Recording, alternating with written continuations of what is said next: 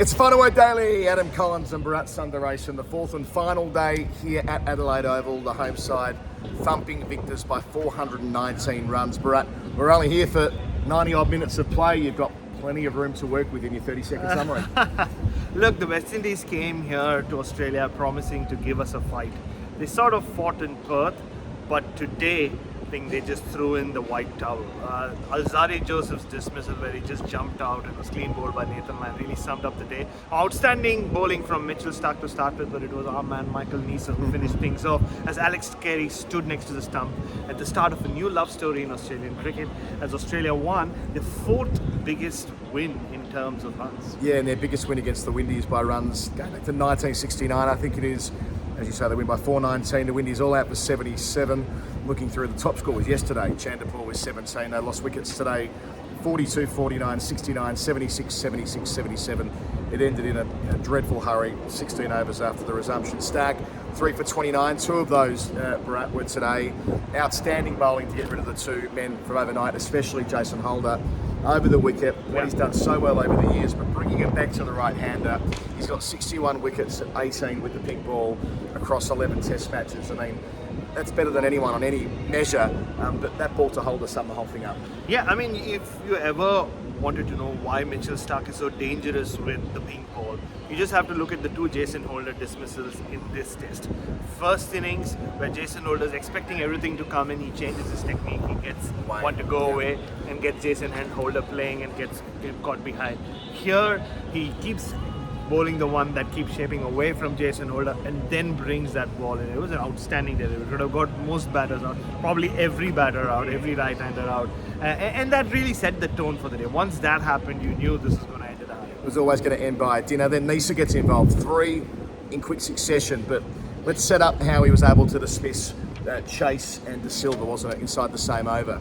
They've been batting out of their crease to him. It was a great little contest that was brewing. I mean, I know there wasn't a lot of cricket today, but both of them were trying to get down the track to him. We saw Chase shimmying before the ball was bowled to effectively give themselves a chance against Neser, who was landing it in on a handkerchief, hitting the seam, moving it away. And for a while it worked. And Alex Carey thought, you know what, I'm going to change the dynamic here. He came up to the pegs and it worked almost immediately. Yeah, and you know, in a test match which has lacked competition, there was a decent battle between Neser and Roston Chase. Maybe battle is overstating it, where like you said, he beat him twice with the perfect Neser and just bad ball flying past the outside edge. Roston Chase starts walking in front, outside his crease and walking at Neser. Yep. Then Neser bowls him the short ball, which he pulls away for 4. The very next door, Alex Carey starts coming up to the stumps, and I think that there was a third ball that he'd come up to the stumps. Perfect delivery, perfect outswinger, gets the outside edge, and Carey, as our co-commentator Chris Rogers put it, cuddled the ball and did well enough to hold on to it. But Joshua De Silva was a fantastic catch. Well, he had to move to his right. I suppose he could have anticipated what the first one was a little bit harder because the bat face was turned to the leg side. The second one was a genuine edge, Carey giving with it. I mean, I know he hasn't recorded the stumping in Test cricket yet, and he has put some catches down, some that have gone through between himself and first slip, but what that will do for the Gloveman's confidence. I know he didn't get many opportunities with the bat through the series, but 41 not out in the first innings here at his home ground. Those 3 catches, the last one too was a beauty in the test match, diving across in front of the cordon, set back for Neser by that stage. But yeah, it all contributes to Carey feeling like even more of a senior player, which is what you keep it to be. Oh, very much so. And look, he had a up and down beginning to his test career in the Ashes. There was some who thought he'd done enough to live up to that hype. Look, he'd been the height of the throne for a long time. Sure. Through the whole Tim Payne era. And then we saw him really work on his keeping, improve in Pakistan. Sri Lanka was once again a little up and down on really difficult pitches where he missed a few stumpings. And here again, he took a fantastic catch. I think it was of Jason Holder in the first innings. And put down a catch in that weird phase yesterday when Australia put down 3 or 4 catches on the drought. And to do what he did today, to show the confidence to come and stand up to Michael Neser was quite something. So I did hear him tell you later on when you were interviewing him for SEN that Pat Cummins apparently walked up to Alex Carey and said, "You dare not stand up to me." I don't expect to be doing it anytime soon. If the big 3 are back, Cummins will be back next week at the Gabba. Hazelwood almost certainly won't, which means we've got kind of a Boland-Nisa showdown maybe in the offing there for the first test against South Africa, although I don't really see it that way. I think with both Nisa and Boland, they've played enough professional cricket, first-class cricket, that I think they're at peace with where they are in their careers. And if Boland plays and Nisa doesn't, it doesn't mean that his career's over. It just means that he'll have to wait for his chance, be it later in the summer or in England. And what's to me certain out of this week is that even if Nisa was out of the squad a fortnight ago, brought in last Sunday as a replacement player when Cummins went down, he will be in the squad in England. And I can't imagine a scenario where Nisa and Boland aren't part of the starting 11s in England. And it's going to be really difficult to leave Scott Boland out of that first test. We spoke about this last evening. But Michael Nisa not being in that squad would, and this has nothing to do with our hashtag Nisa must play campaign, for purely cricketing reasons as well. You'd be surprised if he gets left out, because he bowls the perfect length, the length that you want bowlers bowling in England conditions, that a length that a lot of other bowlers have to adjust to bowling. Wherein for him it's just his natural length.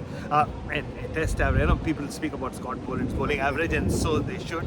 But a test average of 16.7 after 2 tests. Very lovely numbers, Baz, that's for sure.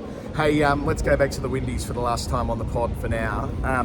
It was grim today, as you described. They sort of held up the white flag fairly early on. The dismissal of Alzari Joseph at the end, trying to pop Nathan Lyon on the moon and losing his middle stump, kind of summed that whole thing up. And to an extent, I get it. Like, they're 1 foot on the plane. They've been here for, well, really months. Because that's not an excuse. It's just the reality of the situation. That some of the players who weren't involved in the World Cup but were involved in the T20s earlier, they've been here a long time. Last day in Phil Simmons' coaching career with the Windies, he said to us before the test, he won't have a third term, so that's it for him in this particular job.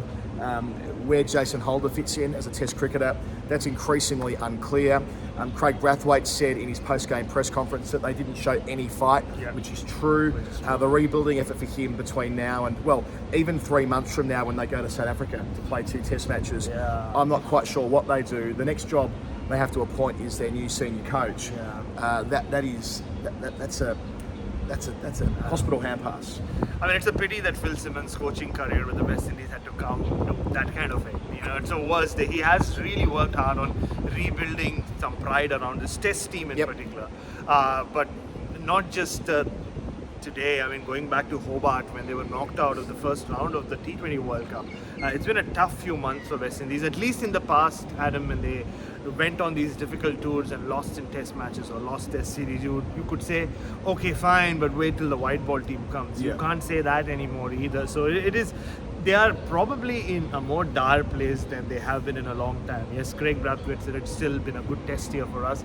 I mean, they won series at home against Bangladesh and England, great, but just the manner of defeat here. Yes, they showed fight in Perth, but the fact that they just could not take wickets. How many wickets did they take? They took. Well, Australia declared all 4 times. Exactly. I think the 6 they took yesterday was probably the most they took in an innings. That was 3rd innings drunk time declaration runs. Exactly. So I don't even think they took 20 wickets across the whole series. Probably not. No. Yeah, and Australia must have scored over 1,500 runs. So that just tells you about the gulf in class. And I don't know what they can do between now and South Africa. And already everyone in Australian cricket is worried that this West Indies team is coming back. You can feel bad for them. Maybe at some level you should feel bad for Craig Brathwaite. Does world cricket do enough for them? I mean, they do. World cricket does romanticize about the West Indies, But you have to remember, the great West Indian team, it's been 30 years. Yeah. I mean, in 2025, which is just 2 years away, we would have reached 30 years since they lost to Australia in 1995. That's a long time ago since their dominant era came to an end. So I don't know what we can do. It's tough to look forward either with, like you said, Tej Narayan Chanderpaul has started well, but I was speaking to Roddy Estwick earlier. He said they just have 18 tests between now and the next 5 years. What is the motivation for a lot of these players to stick around? We'll have to wait and see. Yeah, there's no easy answers, that's for sure, but I think it's a question that world cricket people need to consider. That this can go another way. The Windies can disband. The Windies might end up not playing Test cricket. None of us want that. That's the way this could trend. I don't think that we should be naive to the risk factor that's at play here. And it's not just them. We've spoken a lot on the podcast about what the next Future Tours program represents and what the next 2 cycles of the WTC represent. I don't think there'll be a third after the next 2 because the drivers will have changed again when it comes to franchise cricket. So yeah, the threat is existential for the Windies in long-form cricket, and that's not right. So whether it's a recalibration or a socialisation of broadcast money when they're playing away from home? Maybe. I mean, I'm not, again, there's no easy answer, but it probably needs to be a question that's considered with more urgency after what we've seen this week, because when they return next year, in all probability they'll be an inferior side to the team that's played here in the last 2 weeks, and yeah, that's a fairly grim prospect. Off the field today, Cricket Australia has appointed a new chair. We'll talk about that with Jeff on the weekly show, I'm sure in some depth. Mike Baird, who was the Premier of New South Wales, my first impression is, well, CA quite rightly consider themselves an organisation with an important set of values about being a progressive organisation, and Mike Baird's voting record in the Parliament of New South Wales probably won't align with that, so there's some inherent contradictions there. I suppose though, Brett, it was always going to happen at some point after he was brought onto the board from Cricket New South Wales to Cricket Australia, that at some stage Mike Baird would get this job, and it's a big one. It is a big one. He's the most high-profile Australian politician to be in charge or get that higher position in Cricket Australia.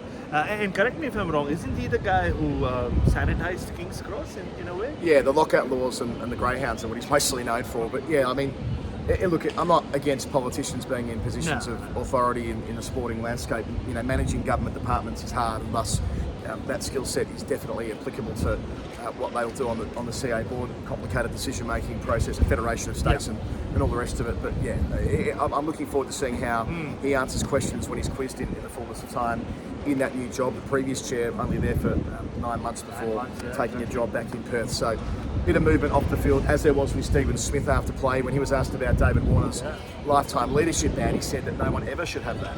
He fundamentally disagrees with that. So that'll kick that story along for another week as they front up to play South Africa at the Gabba for the first time since those sandpaper bans. So I mean, there's a lot going on between now and Saturday.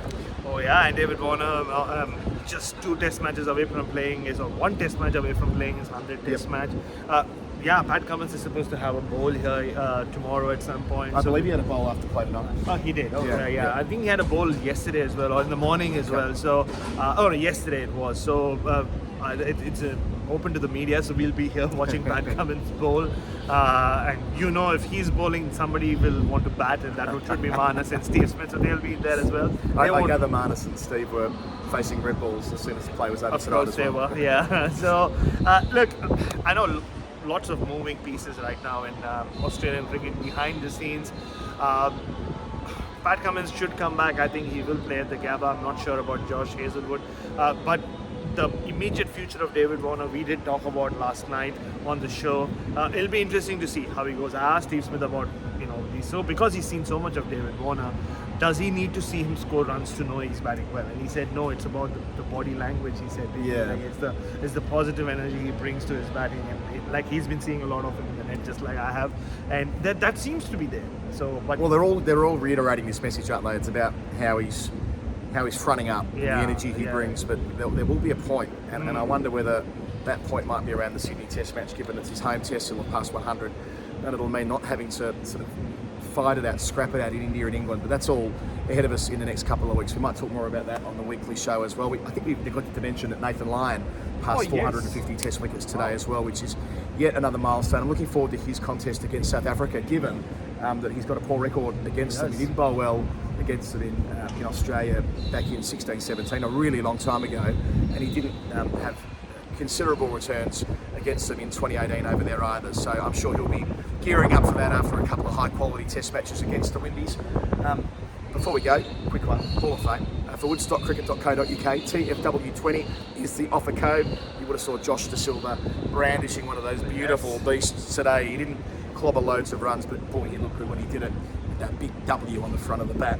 woodstockcricket.co.uk, TFW20 is the code for 20% off.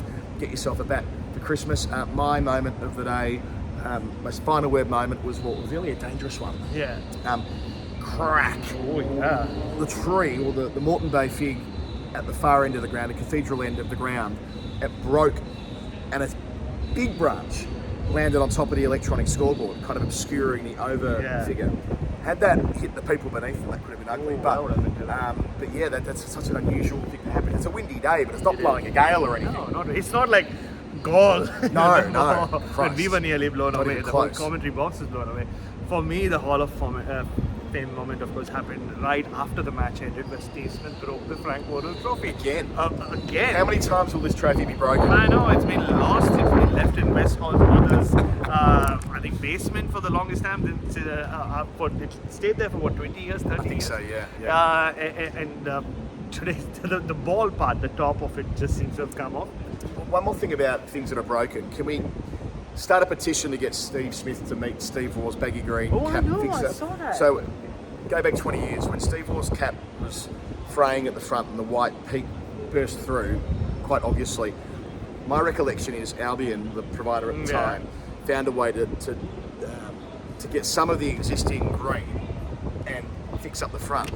Time for Smith to do that because the white peak is, the whole bit's leaving. Yeah. So, maybe we'll get into about that at where will we be? We'll be in Brisbane in a couple of days' time. Between times, we're going to be in Melbourne. You'll be staying here in Adelaide. The Final Word show will roll on. Thanks for watching and listening throughout the course of the week. Brad, you've done a fabulous job as our summer newsreader. We always love coming to you. I think you're going to do story time this week with Jeff for the one that we missed because Jeff's been crook. You know what it's like when we're peak season or peak series. We find it hard to get all the shows out the door, but there will be a weekly show with Jeff and me this week. We're going to record it at the Commercial Club Hotel. We'll interview guest. If you haven't listened to our interview last week with Robert Domenico, that's worth a listen as well. This has been Final Word Daily. Thanks to woodstockcricket.co.uk. TFW20 is the code. Adam, Baz, bye.